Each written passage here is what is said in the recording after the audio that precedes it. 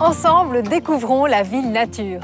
Bruxelles est composée de différents paysages connectés qui grouillent de vie. La ville dense, la ville campagne, la ville d'eau, la ville forêt.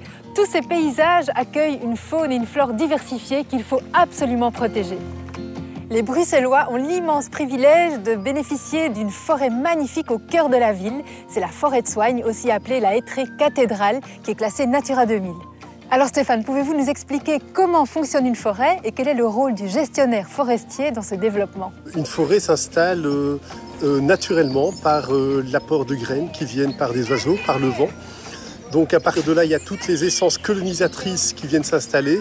Et suite à cela, c'est d'abord le bouleau, le saule, et après différentes essences comme le chêne puis le hêtre qui viennent s'installer. Alors dans le cycle naturel de la forêt, le bois mort est quelque chose vraiment d'essentiel pour permettre justement de renourrir le sol au travers de sa décomposition par l'intermédiaire des champignons, par l'intermédiaire des insectes qui servent également d'alimentation aux oiseaux et se passe ainsi le cycle naturel de la vie en forêt. Cette couverture forestière couvre 10% du territoire régional. Mais saviez-vous qu'autrefois, elle couvrait près de la moitié de ce territoire?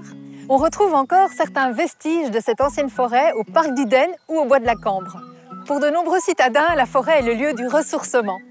Le contact avec les plantes, les arbres, les animaux nous fait du bien. Il nous aide à réguler nos émotions, à réduire notre stress. Une étude a même montré que les molécules sécrétées dans l'air par les arbres avaient pour effet de baisser la pression sanguine. Donc lors de vos sorties en forêt, respirez profondément. Du fait de sa proximité avec la ville, la forêt de Soignes subit de nombreuses pressions. Elle est fragmentée en différents endroits par des routes, par le chemin de fer, ce qui entrave la circulation de la faune sauvage. Suite à cela, des écoducs ont été construits pour faciliter le passage des animaux d'un morceau de forêt à un autre.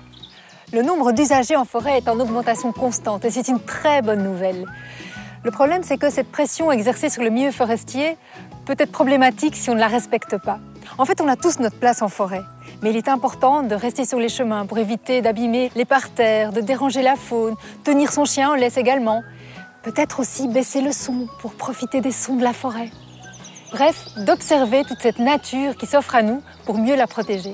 Vous souhaitez découvrir la forêt de Soignes? De nombreuses balades sillonnent ce massif exceptionnel.